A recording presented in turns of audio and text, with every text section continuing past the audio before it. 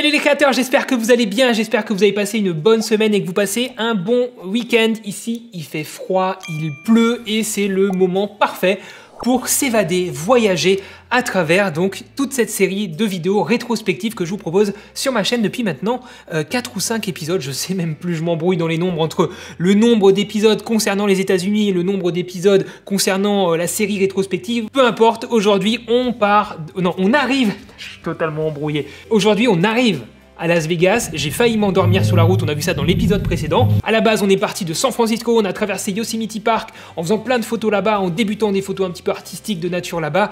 On traverse le parc, on arrive à Bishop, puis Mammoth Lakes, puis on traverse la Death Valley et on arrive donc à Las Vegas. On va faire des photos à Las Vegas, on va découvrir ensemble ce que j'ai fait là-bas et ensuite on va partir direction le Grand Canyon en fin de vidéo et là on va découvrir le Grand Canyon. J'étais comme un fou en hélicoptère les amis, donc j'espère vraiment vous faire voyager dans cette vidéo. C'est parti!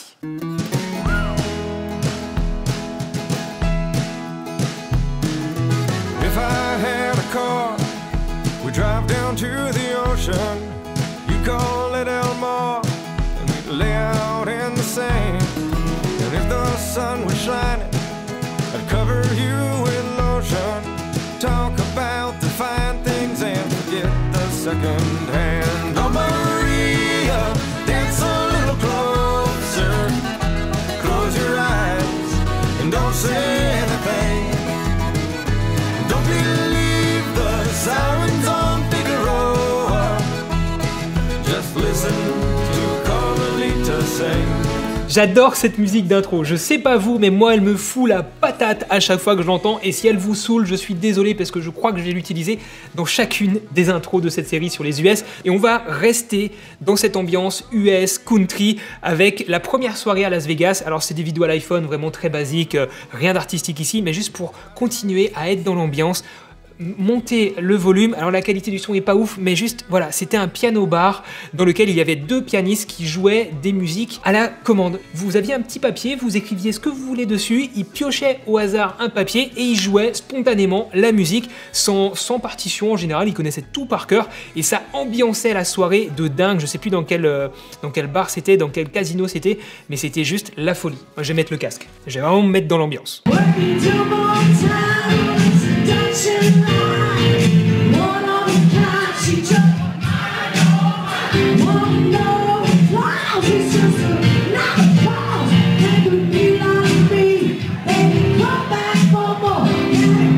Je suis sûr vous kiffez. Mettez du son. Attention.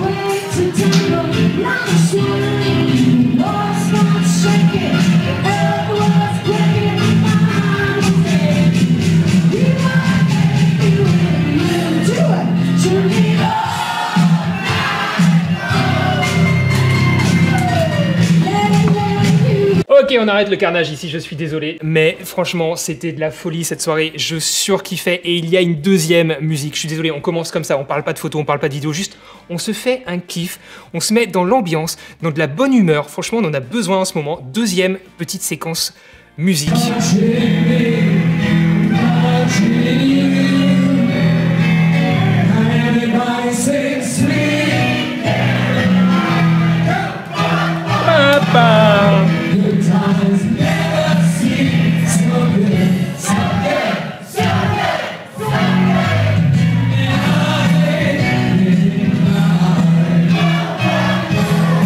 Voilà, au moins ça vous a mis dans le bain, ça vous a motivé, ça vous a mis de bonne humeur, j'espère. On va essayer de partager des bons moments dans cette série de vidéos, j'ai envie de me faire plaisir avec vous. Et là, franchement, déjà, c'est un bon kiff. Donc, première journée à Las Vegas, je n'ai rien photographié. En mode repos, j'ai juste kiffé, donc piscine dans l'hôtel Stratosphère. Et on va tout de suite passer à la suite du séjour avec quelques petites photos quand même pour voir un petit peu ce que ça donne. C'est quand même le sujet de cette vidéo, de voir mon évolution en tant que photographe et en tant que vidéaste, mais surtout photographe ici. Je suis allé, alors je ne me rappelle plus le nom de ce lac. Ok, c'est le Mid Lake qui est ici, qui est donc juste à côté de Las Vegas. Je crois que c'est la principale source d'approvisionnement en eau de Las Vegas, mais je suis pas du tout sûr de ce que je dis. Donc nous sommes là-bas, je suis allé voir un barrage, le barrage qui est situé juste ici. Et en photo, ça donne ça. Donc il y a une passerelle en fait, hein. J'étais pas en drone ici, il y a une passerelle qui traverse le lac, enfin en tout cas l'eau ici, et vous pouvez donc voir le barrage et faire des photos depuis cette passerelle. Et je me rappelle que j'ai, là vous avez la passerelle, hein, tout simplement, donc. Et je me rappelle que j'ai vraiment ce souvenir d'un lac qui me paraissait tellement asséché, quoi. Vous avez la limite haute ici de l'eau, alors je sais pas trop en fait de quand elle date cette démarcation, mais en tout cas moi ça m'avait un petit peu choqué, surpris de voir aussi peu d'eau, enfin j'imaginais qu'il n'y avait pas beaucoup d'eau en fait, alors que ça se trouve il y en a sans doute beaucoup, mais à un moment il y en avait plus, voilà, donc moi ça m'avait un petit peu interpellé. Et photographiquement parlant, vous en conviendrez, rien d'ultra passionnant, quoi, rien de, en même temps le sujet s'y prêtait pas plus que ça, c'était très aride et pas forcément ultra intéressant. Retour à Las Vegas, première soirée photo de nuit, forcément à Las Vegas ça s'y prête beaucoup, et je me rappelle que c'était un vrai plaisir pour moi de changer un petit peu de sujet, puisque j'étais jusqu'à présent que dans des parcs nationaux, avec beaucoup de nature à photographier, des étendues, des paysages, bref, désertiques. Et là, je me retrouve donc dans une ville avec plein de lumière, et une ville qui est très animée la nuit, donc l'occasion pour moi de tester plein d'autres choses, et notamment de la photo de nuit. Donc que j'ai dû faire avec mon 35 mm Sigma. Une très belle photo, franchement, au 700D, qui passe très bien. Alors c'est très graphique, merci aux gens qui ont conçu cette façade pleine de néons. Alors je pense clairement que pour toutes ces photos, je devais être sur trépied en faisant une pause longue, je vais vérifier ça. Alors nous sommes effectivement avec 15 secondes de pause, f9, ISO 100, donc clairement sur trépied, et c'est pour ça aussi qu'on a ce rendu qui est très sympa, puisqu'on est à ISO 100, donc très peu de bruit, hein, le minimum possible a priori ici.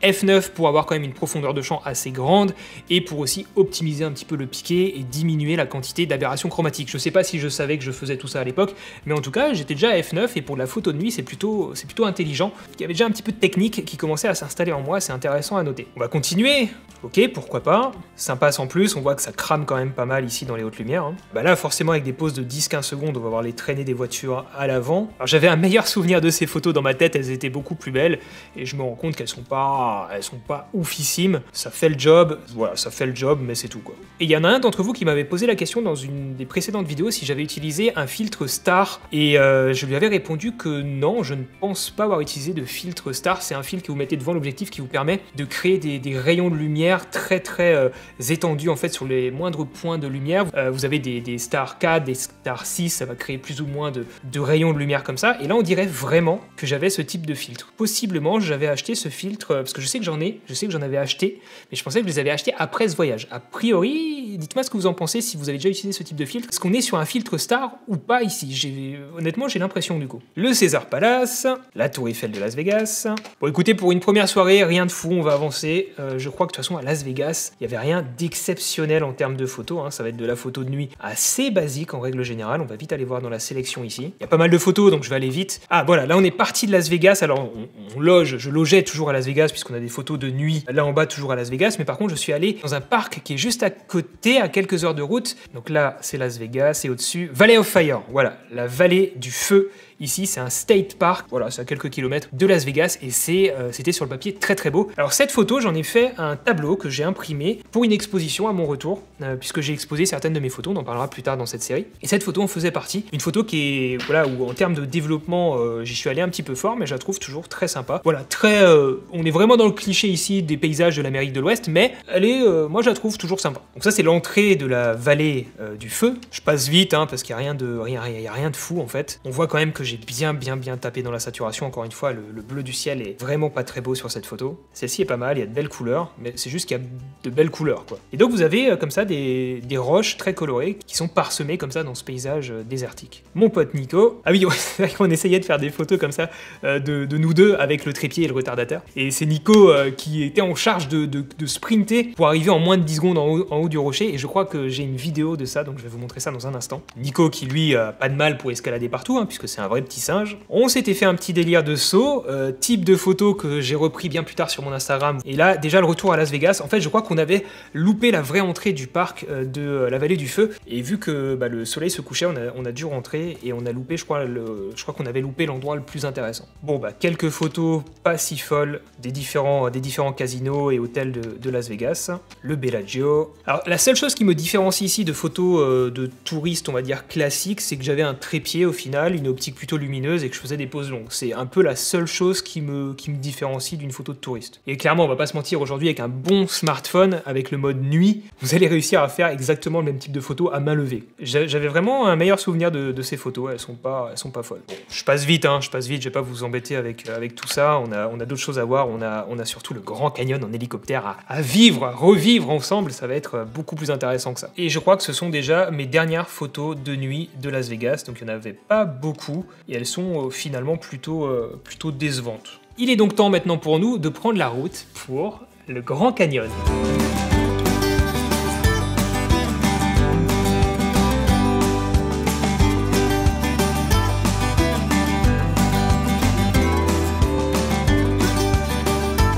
J'avais pris un logement ici à Williams, juste en dessous du Grand Canyon, qui est juste là-haut. Et c'était en fait une cabane en bois, comme ceci, avec un intérieur, bon bah tout ce qu'il y a de plus basique. Ça devait être bien rassurant, pas d'armes à feu autorisées à l'intérieur, ok. Et voici donc la ville de Williams, avec moi, Nico. A priori il faisait pas très chaud, je me rappelle que sur la route entre Las Vegas et le Grand Canyon, donc on est parti d'un endroit où il faisait peut-être 35 degrés de moyenne toute la journée et toute la nuit, à un endroit où on se les caillait et on a découvert en fait de la neige en arrivant. Il faut savoir que là on était, je pense, mi-octobre, quelque chose comme ça, peut-être fin octobre déjà, je me rappelle plus trop, et il avait neigé près du Grand Canyon. Et c'est vrai qu'il y a quand même une grosse différence comme ça de température, d'ambiance entre Las Vegas même et ce qu'il y a à 50, 100, 200 km autour de Las Vegas. Enfin quand vous partez vers l'est, parce que vers l'ouest, on l'a vu, c'est la vallée de la mort, là il fait chaud. Bref, donc une belle photo souvenir devant une boutique souvenir. Je vous l'ai dit en début de vidéo et vous l'attendez peut-être avec impatience, on va découvrir le Grand Canyon en hélicoptère, et c'est vraiment l'intérêt ici de cette vidéo, donc restez jusqu'au bout. Mais avant, je suis passé rapidement à Sedona. On est passé à Sedona puisque j'avais réservé l'hélicoptère pour mon dernier jour au Grand Canyon, j'ai fait avec les disponibilités des hélicoptères. Et donc avant, on avait une journée à tuer et on est allé à Sedona, une ville magnifique. Avec là aussi énormément de couleurs, la ville est vraiment, enfin le secteur est vraiment connu pour ça. Des cactus, et c'est vrai qu'on a commencé à découvrir de plus en plus de cactus, notamment après le Grand Canyon quand on est allé à Phoenix. Là on a vraiment découvert les énormes cactus qui font je sais pas combien de mètres de haut, c'était assez impressionnant. Voilà, des photos assez basiques, mais en tout cas des paysages très sympas, toujours ce bleu bien pétant de débutant. Donc ça c'est la ville de Sedona. Franchement ça doit pas être trop dégueu d'habiter là-bas. Et là dites-vous bien quand même, on est nouveau dans une température vraiment ultra agréable quoi. Il fait bon, mais bon, tu sors de la voiture, oh t'es bien quoi, t'es bien jour et nuit, il fait tout le temps bon, c'est vraiment le souvenir que j'ai de ces endroits assez arides aux États-Unis. C'est confortable quoi, je sais pas, c'est comme une bonne couverture, mais juste sans la couverture. Ok, pareil, là j'avais un meilleur souvenir de ces photos et finalement elles sont pas terribles quoi. Celle-là, je m'en souviens bien. Et donc, le soir, ici, la petite pause longue, bien cramée dans le feu, mais toujours sympa comme souvenir à voir. Ah, c'est pas fini. Ok, une voiture de police. Cette photo est pas mal. Alors, ça reste de la photo souvenir touristique, mais elle est pas mal. Et là, on est quand même, regardez, à 6700 pieds. Je vous disais tout à l'heure qu'il faisait quand même assez froid là-bas. Je me demande combien ça fait en mètres. Ça fait plus de 2000 mètres d'altitude. Voilà, plus de 2000 mètres d'altitude. Et Las Vegas est à 600 mètres d'altitude. Donc vous voyez un petit peu le delta, c'est pour ça qu'il faisait quand même beaucoup plus froid là-haut. Bon bah ça c'est typiquement une voiture américaine. Plus c'est haut et plus c'est gros et plus ça pollue, mieux c'est. Un peu comme en Australie. Et ça aussi c'est une belle photo souvenir. Franchement je pourrais encore en faire quelque chose aujourd'hui, je sais pas quoi, mais je l'aime beaucoup. Petite photo making of à l'iPhone de mon setup, qui est toujours le même depuis le début de ce voyage, mais ici à Sedona. Et c'est vrai que le soir, pour le feu que vous avez vu tout à l'heure, on est allé chercher du bois. Et c'est vrai que je me rappelle, donc on avait trouvé du bois et on l'avait mis dans la voiture tel quel. Je vous raconte pas la galère pour nettoyer ça après, mais on a pu se faire un bon petit feu à côté de notre cabane en bois. On arrive au dernier jour au Grand Canyon et on va enfin pouvoir prendre un hélicoptère qui coûte la peau du cul pour aller découvrir le Grand Canyon par les airs. Ce que je voudrais, c'est que mon fils y vole. Je veux pas savoir comment. Je veux pas savoir combien. Je veux juste qu'il vole. Il vole! Que les gens ils disent c'est un fou, Coco, son fils il vole! Non, attendez, on va recommencer cette séquence. Vous allez mettre un casque pour être vraiment dans la même situation dans laquelle on était, dans la même ambiance. On avait un casque sur les oreilles, non pas juste pour le bruit de l'hélicoptère, non pas pour communiquer avec les autres, non, juste parce que les Américains, ils nous l'ont fait à l'américaine, pour nous éclater. Ils ont voulu nous éclater. Je les ai éclatés. Ils nous ont mis de la musique, je sais plus ce que c'était, si c'était Rambo ou quoi dans les oreilles. Je vais essayer de vous trouver un son un petit peu de la même ambiance que ce qu'on avait dans les oreilles pour que vous projetiez.